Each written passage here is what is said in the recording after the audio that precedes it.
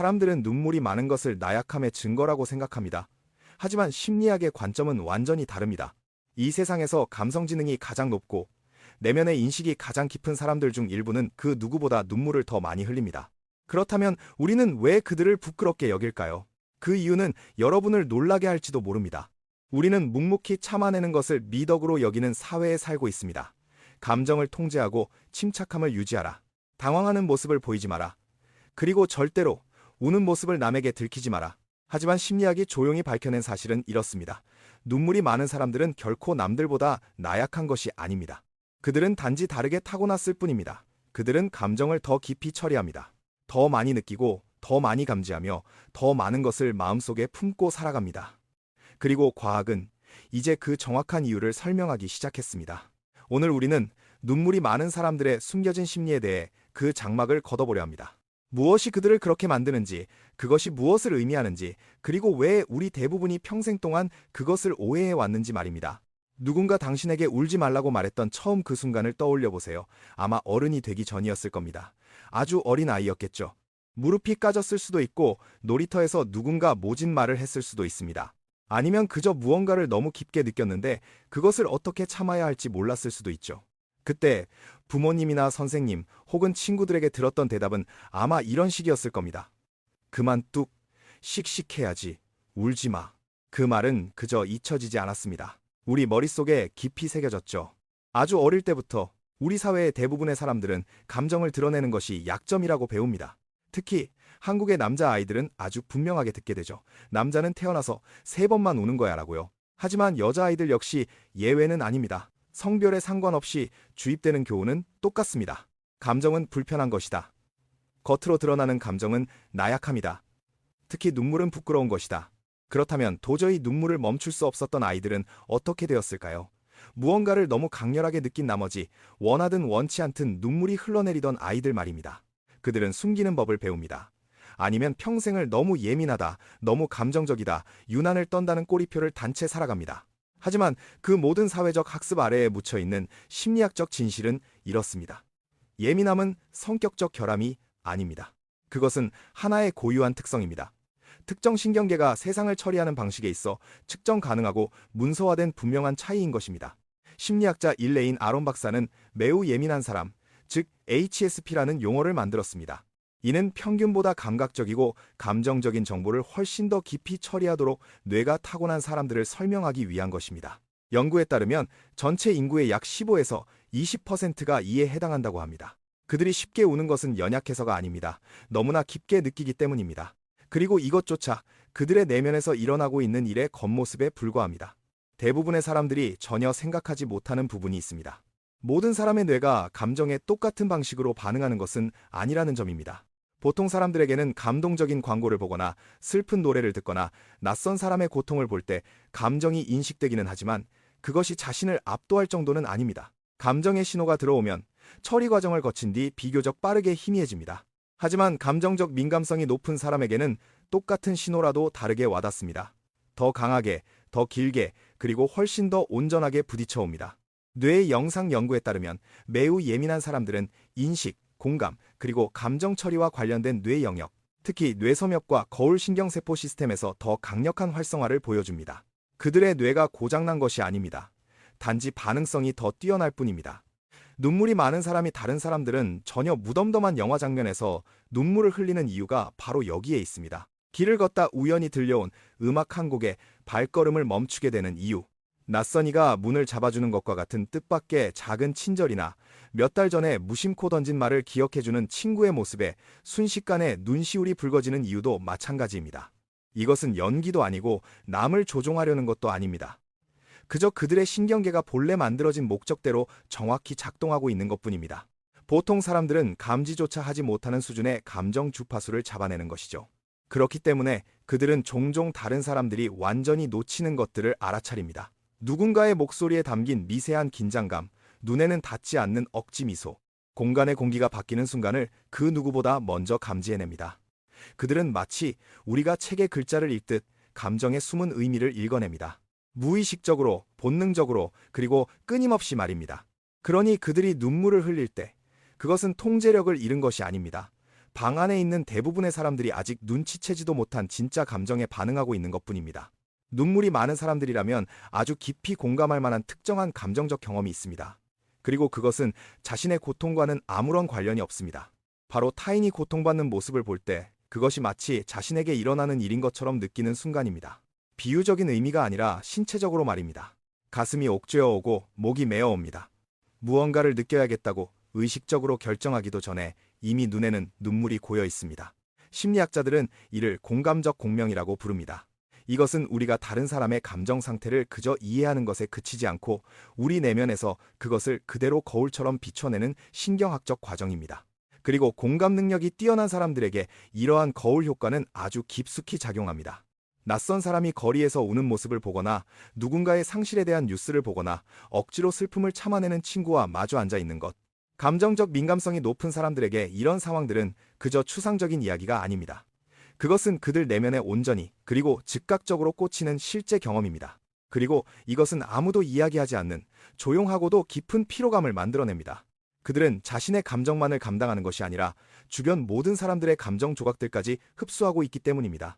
감수성이 풍부한 사람들이 남들은 즐거워하는 사회적 모임이 끝난 후 종종 기진맥진해지는 이유가 바로 여기에 있습니다. 그들은 그저 그 공간에 앉아 있었던 것이 아닙니다. 그곳에 흐르는 모든 감정의 기류에 주파수를 맞추고 있었던 것입니다. 이 순간 흘리는 그들의 눈물은 자기 연민이 아닙니다. 나약함도 아닙니다. 그것은 타인의 현실에 대한 직접적인 반응이며 대부분의 사람들은 결코 닿지 못하는 깊이로 세상을 세심하게 바라보고 있다는 신호입니다. 하지만 그런 깊은 공감에는 대가가 따릅니다. 대부분의 사람들은 무언가를 느끼고 소화한 뒤 다시 앞으로 나아갑니다. 감정이 차오르고 정점에 달했다가 이내 흩어지죠. 몇 시간 아닐 수도 있고 하루가 채 안 걸릴 수도 있습니다. 하지만 눈물이 많은 사람들에게는 그런 식이 통하지 않습니다. 그들은 집에 돌아와서도 낮에 나눴던 대화를 끝없이 되감기합니다. 누군가의 표정을 떠올리며 뜬 눈으로 밤을 지새우죠. 심지어 3년 전의 기억을 다시 꺼내어 그때 느꼈던 본래의 감정이 또다시 자신을 덮치는 것을 경험하기도 합니다. 그것은 그들이 과장되게 행동해서가 아니라 그들의 마음이 아직 그 감정을 완전히 놓아주지 못했기 때문입니다. 이를 감정적 반추라고 부릅니다. 그리고 매우 예민한 사람들에게 이것은 선택의 문제가 아닙니다. 거의 반사신경에 가깝죠. 이에 대해 사람들이 오해하는 것이 하나 있습니다. 그들이 남들보다 더 다양한 감정을 느낀다고 착각하는 것이죠. 하지만 그것은 완전히 맞는 말은 아닙니다. 진실에 더 가까운 것은 그들이 감정을 더 오래 느낀다는 사실입니다. 감정의 신호가 더 오래 머물고 처리 과정은 더 깊어집니다. 그렇기 때문에 그들은 종종 감정을 빨리 털어버린 사람들은 결코 도달하지 못하는 상황과 사람에 대한 깊은 통찰에 다다르게 됩니다. 역사상 가장 위대한 사상가, 예술가, 작가들 중 상당수가 스스로를 깊이 예민한 사람이라고 묘사한 데에는 다 이유가 있습니다. 남들은 대수롭지 않게 넘기는 일에도 눈물을 흘리게 만들었던 바로 그 특성이 다른 사람들은 들여다보려 하지 않는 인간 경험의 더 깊은 곳까지 바라볼 수 있게 해주었기 때문입니다. 깊은 감정은 결코 편안한 것이 아닙니다. 하지만 그것은 무언가를 창조해내는 힘을 가지고 있습니다. 감정의 무게를 더 오래 짊어지고 있는 사람은 현실에 대처하지 못하고 무너지는 것이 아닙니다. 그들은 단순히 버텨내는 것보다 훨씬 더 힘든 작업을 하고 있습니다. 그들은 내면을 통합하고 있으며 고통 속에서 의미를 만들어내고 있는 것입니다. 하지만 내면에서 그 모든 과정이 일어나고 있다 해도 우리의 몸은 여전히 배출구를 필요로 합니다. 바로 여기서 전혀 예상치 못한 사실이 등장합니다. 오랜 세월 동안 과학계는 우는 행위를 순전히 사회적인 것, 즉 고통을 전달하기 위해 학습된 신호로만 치부해왔습니다. 하지만 최근의 신경과학은 훨씬 더 흥미로운 이야기를 들려줍니다. 눈을 촉촉하게 유지하기 위해 흘리는 눈물이 아니라 감정과 연결되어 흐르는 감정적인 눈물은 그 화학적 구성 성분부터가 완전히 다릅니다. 감정적인 눈물에는 코르티솔과 부신피질 자극 호르몬을 포함한 스트레스 호르몬 수치가 훨씬 높게 들어 있습니다. 다시 말해, 우는 것은 우리 몸이 감정적 스트레스로 인해 생긴 생화학적 찌꺼기를 신체 밖으로 배출하는 하나의 방식일 수 있다는 것입니다. 마음껏 울고 난 후 많은 사람들이 억눌렸던 압박감이 사라지고 팽팽했던 긴장이 풀리며 마음이 편안해지는 뚜렷한 변화를 경험한다고 말합니다. 이것은 우연이 아닙니다. 그것은 어쩌면 신경계가 끝내야만 했던 하나의 주기를 무사히 마쳤다는 뜻일지도 모릅니다. 눈물이 많은 사람들에게 이 과정은 더 자주 일어나며 어쩌면 훨씬 더 필수적인 과정일 것입니다. 그들의 몸은 감정적인 부하를 더 빠르게 축적합니다. 압력 밸브가 더 자주 작동하는 것은 심리적으로 불안정하다는 신호가 아니라 스스로를 건강하게 유지하기 위한 하나의 방어 기제인 것입니다. 이렇게 생각해 보세요. 압력 배출 밸브가 제대로 작동하는 압력솥이 꽉 막힌 채 갇혀있는 압력솥보다 훨씬 안전합니다. 필요할 때 눈물을 흘리는 사람은 무너져 내리는 것이 아닙니다. 스스로를 조절하고 있는 것입니다. 눈물이 항상 산산조각 났다는 신호는 아닙니다. 때로는 우리의 마음이 스스로를 회복하기 위해 아주 적극적으로 일하고 있다는 증거이기도 합니다. 그 사실을 이해할 때 눈물을 실패가 아닌 하나의 자연스러운 기능으로 바라볼 때 쉽게 운다는 것의 의미가 완전히 새롭게 보이기 시작할 것입니다. 자, 이제 감정이 풍부한 사람들에 대한 사회적 대화에서 거의 언급되지 않는 부분을 이야기해 볼까 합니다. 그들은 종종 인간관계에서 가장 중요한 것들에 매우 탁월한 능력을 발휘합니다. 눈물이 많은 사람들은 어느 곳에 가든 가장 따뜻하고 인정이 많은 사람일 확률이 높습니다. 그들은 남을 챙기기 위해 애쓸 필요가 없습니다. 이미 그렇게 하고 있으니까요. 깊고 한결같이 때로는 자신을 희생하면서까지 말입니다. 그들은 훌륭한 경청자입니다. 훈련을 받아서가 아니라 다른 사람이 겪고 있는 그 경험 속에 진심으로 함께 머물러 주기 때문입니다. 그들은 말하지 않은 행간의 의미를 알아차립니다. 겉으로 오가는 대화, 그 아래에 숨겨진 감정의 진실을 발견해냅니다. 또한 그들은 감정에 대한 자기인식이 매우 높은 편입니다. 자신이 무엇을 느끼는지 정확히 알고 있으며 자신의 복잡한 내면을 감당하기 위해 그 감정을 명확히 표현하는 법을 수년간 배워왔기 때문입니다.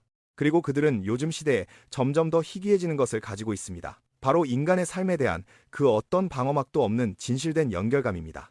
그들은 감각을 마비시키지도 않았고 마음의 갑옷을 두르지도 않았습니다. 그들은 여전히 삶의 모든 감각을 온전히 흡수하며 살아갑니다. 아름다움, 슬픔, 그리고 평범한 일상 속에서 마주치는 뜻밖의 다정함까지 말이죠. 그것은 잘못된 꼬리표를 단 나약함이 아닙니다. 그것은 대부분의 사람들이 마음속 깊이 간절히 원하고 있는 진정한 감정적 용기입니다. 그러니 이제 우리는 이 질문을 곰곰이 생각해 보아야 합니다. 만약 세상에서 가장 강한 사람이 절대로 흔들리지 않는 사람, 어떤 일에도 돌부처처럼 표정을 유지하는 사람, 아무렇지 않은 척 연기하는 데 통달한 사람이 아니라면 어떨까요? 만약 가장 강한 사람이 여전히 모든 것을 온전히 느끼도록 자신을 허락하는 사람이라면요. 타인의 인정을 받기 위해 자신의 예민함을 포기하지 않은 사람이라면 어떨까요? 깊이 느낀다는 것이 강인함의 반대말이 아니라면요. 그것이 바로 강인함 그 자체라면 어떨까요? 눈물이 많은 사람들은 평생 동안 오해를 받으며 살아왔습니다. 연약하다는 낙인이 찍혔고 독해지라는 말을 들어왔습니다. 자신들의 근본적인 무언가가 고장나서 고쳐야만 한다고 느끼며 살아왔습니다. 하지만 심리학은 전혀 다른 이야기를 들려줍니다. 눈물이 많다는 것은 종종 당신이 그만큼 깊게 느낀다는 것을 의미합니다. 당신의 공감 능력이 진짜이며 활발히 살아 숨쉬고 있다는 뜻입니다. 그것은 당신의 감정적 인식이 보통 사람들보다 훨씬 더 높은 해상도로 작동하고 있다는 것을 의미합니다. 이 세상이 그토록 감정을 억누르라고 강요함에도 불구하고 당신은 여전히 인간의 삶이 가진 그 온전한 무게와 아름다움의 진정으로 연결되어 있다는 뜻입니다. 그것은 숨겨야 할 단점이 아닙니다. 깊이 이해하고 아껴주어야 할 당신만의 고유한 모습입니다. 만약 이 영상을 통해 감정이 풍부한 사람들을 바라보는 여러분의 시선이 조금이라도 바뀌었다면 구독을 눌러주세요. 우리 대부분이 바쁘게 살아가며 미처 알아차리지 못했던 더 많은 심리학적 통찰들을 전해드리겠습니다. 그리고 댓글을 남겨주세요. 여러분은 눈물이 많은 것이 나약함이라고 생각하시나요? 아니면 숨겨진 강인함이라고 생각하시나요?